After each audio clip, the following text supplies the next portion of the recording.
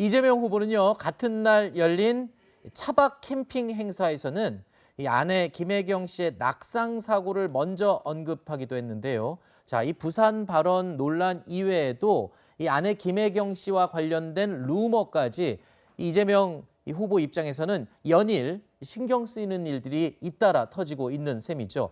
그래서일까요?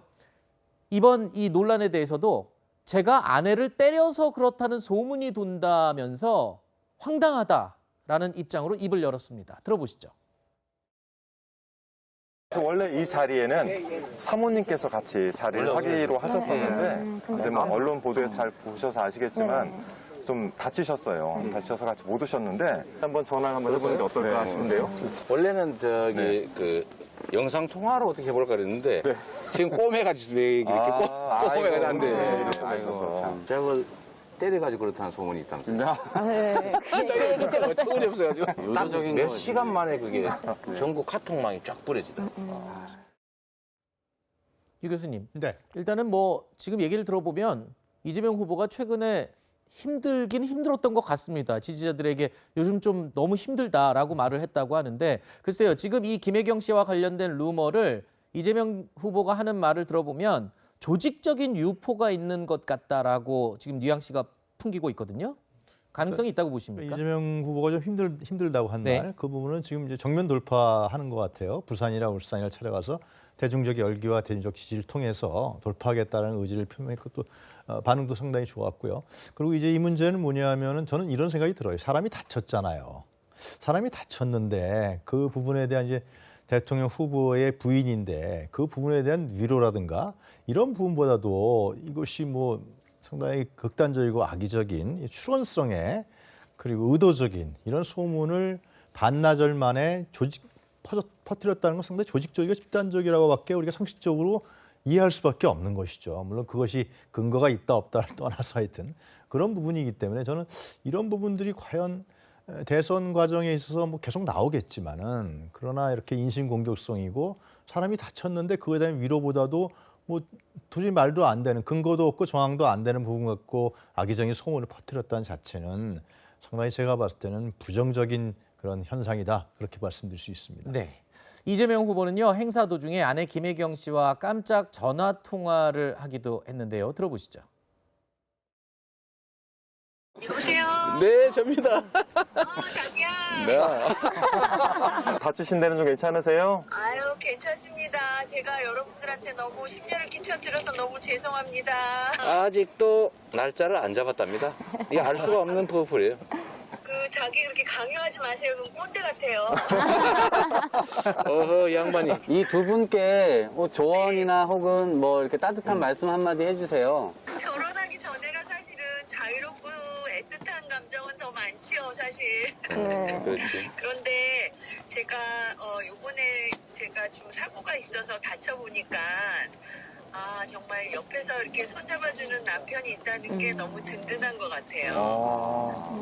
제가 비밀 하나 알려드릴까요? 네, 좋습니다. 말해도 되나 모르겠는데 제가 잠시 기절을 했었는데 눈을 딱 뜨는 순간에 우리 남편이요. 이 사람아 하면서 막 울고 있는 거예요. 굉장히 무뚝뚝하시던데. 상상이 안 가시죠, 여러분들? 네. 그래서 사실 좀 되게 뭉클했어요. 자, 들으신 것처럼 김혜경 씨가 이재명 후보가 울고 있었다라는 이 알려지지 않은 이야기를 공개한 건데요. 해당 통화가 이루어진 다음 날에는 이재명 후보가 아내 김혜경 씨의 사고 당일 119에 본인이 신고를 했던 녹취록 내용을 공개하기도 했습니다. 50초 분량의 녹취록에는요. 구급차를 요청하고 아내의 상태를 설명하는 그런 내용이 담겨 있었는데요. 이뿐만이 아닙니다. 자, 이재명 캠프 배우자 실장 이해식 의원은요. 따로 기자회견도 열었습니다. 김혜경 씨의 낙상 사고 의무 기록까지 이 자리에서 공개를 한 상태인데요. 자, 앞서 구급차 CCTV 화면도 캡처본으로 언론에 공개를 했었고 연일 지금 이 김혜경 씨 사고와 관련된 자료들을 캠프에서 계속 속속 공개를 하고 있거든요. 그런데 글쎄요, 이 이 사건에 굉장히 집중하는 모습을 볼 수 있는데 이미지 개선에 굉장히 신경을 많이 쓰는 것 같아요. 네, 사실 이게 이미지 개선, 그러니까 가정적인 이미지, 뭐 온화한 이미지에 좀 플러스가 되기 위해서 할 수도 있지만 아마 이런 거짓된 뉴스나 소문, 풍문이 퍼지는 것을 제어하기 위해서 이렇게 강수를 든 것 아닌가라는 측면이 더 커 보입니다. 처음에는 일단 후보가 전 일정을 취소를 했기 때문에 그 이유가 뭐냐라고 기자들이 상당히 궁금해할 수밖에 없었고 낙상 사고가 있었다, 김혜경 씨에라고 이 아주 큰 틀에서만 설명을 하니까 좀 의혹이 이 끊임없이 좀 이어졌던 측면이 있습니다. 그러니까 구체적으로 그날 사고가 어떻게 됐었고 뭐 어느 부위를 다쳤다라고까지 구체적으로 언급을 했지만 그 이후에도 사실상 뭐 다친 것이 아니라 다른 제3의 이유가 있을 것이다. 뭐 후보가 직접 거론했으니까 언급하자면 뭐 맞았다더라 기타 등등의 어떤 확인될 수 없는 소문이 이어졌었기 때문에 매우 구체적으로 119에 이 실려갈 당시의 상황, 심지어는 신고를 했을 당시의 녹취까지 공개를 하는 부분은 뭐 가정적인 이미지보다는 이 거짓 풍문을 좀 일거에 좀 차단하겠다는 의지가 더 많이 반영된 게 아닌가 싶긴 합니다. 네. 그런데요, 그런가 하면 이 진중권 전 동양대 교수는요, 이재명 후보와 김혜경 씨의 통화 내용을 공개한 것을 두고 이렇게 얘기했습니다. 이렇게 자상한 남편 이미지를 적극적으로 홍보하려다가 오히려 역효과가 난 상황이다라는 비판을 한 건데요. 국민들의 입장에서 볼 때는 김혜경 씨 이야기도 이해가 되고요. 또 진중권 씨 이야기도 또 상대편에서 볼 때는 또 그렇게 주장을 할 수도 있다라는 생각이 들기도 합니다만 어떻습니까? 네, 맞습니다. 그런데 이제 이런 문제가 좀 커졌던 부분을 우선 살펴보면요.